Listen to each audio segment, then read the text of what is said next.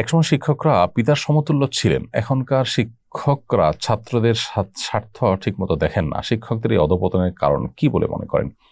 শিক্ষাটার বাণিজ্যিকরণ হয়ে গেছে এবং শিক্ষক বলেন, শিক্ষার্থী বলেন, সবাইকেই আমাদের জাতীয় রাজনীতির লেজুরভিত্তিতে তাদেরকে আপনার ব্যবহার করা হয়, যার কারণে তাদের চরিত্রের অধঃপতন চরমে পৌঁছেছে।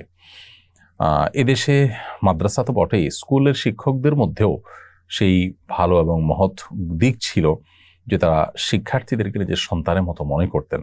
একদিন শিক্ষার্থী অনুপস্থিত থাকলে তার বাড়িতে হাজির হয়ে যেতেন এবং রাতে গিয়ে পাহারা দিতেন যে শিক্ষার্থী পড়াশোনা করছেন কিনা।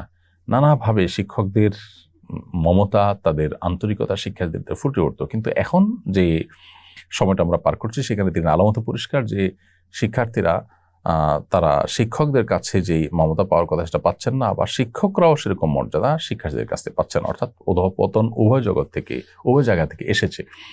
এবং এর অন্যতম বড় কারণ হলো যে শিক্ষাটাকে এখন শিক্ষার্থীর অভিভাবকরাও এটাকে পৃথিবীতে ভালোভাবে বেঁচে থাকা, টাকা পয়সা উপার্জন করার এবং একটা অবস্থান যাওয়ার একটা মাধ্যম হিসাবে নিয়েছেন। এটা নীতি নৈতিকতার দিকটা খুব একটা নেই এখানে। এবং আমাদের জাতীয় শিক্ষানীতিতে, আমাদের পাঠ্যক্রমে, পাঠ্যপুস্তকে আপনার নীতি নৈতিকতা দিকটাকে একেবারে ইগনোর করা হচ্ছে, যার ফলশ্রুতি কিন্তু এটি। অর্থাৎ নীতি নৈতিকতা যখন থাকবে না, তখন এটা নিছক অন্য 10টি পেশা মতো একটা পেশায় পরিণত হবে। এখানে আপনার আন্তরিকতা, ভালোবাসা, হৃদ্যতা এবং মর্মত্ব এবং মমতা, সেই দিকগুলো একেবারেই গৌণ হয়ে যাবে। সেটা এখন হচ্ছে। সো নৈতিক শিক্ষা, নীতিনৈতিকতার চর্চা খুব বেশি হওয়া দরকার। আপনি বলবেন মাদ্রাসা শিক্ষার মধ্যেও তো অধঃপতন আছে।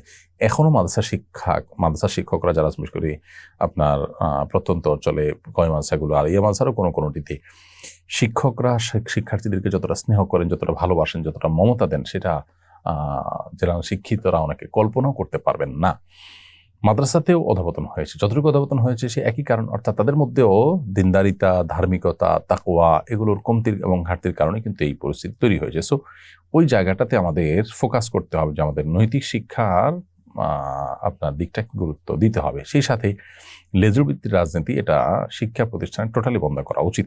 কেউ রাজনীতি করতে চাইলে, প্রচলিত রাজনীতি করতে চাইলে, তিনি তার এই শিক্ষকতার পেশা, শিক্ষার্থী হওয়ার যে জায়গাটা রয়েছে, সেটা ত্যাগ করে তারপর তিনি সেটা করা উচিত। তাহলে ইনশাল্লাহ আমার বিশ্বাস যে এ ধরনের পরিস্থিতি থেকে আমরা বেরিয়ে আসতে পারবো।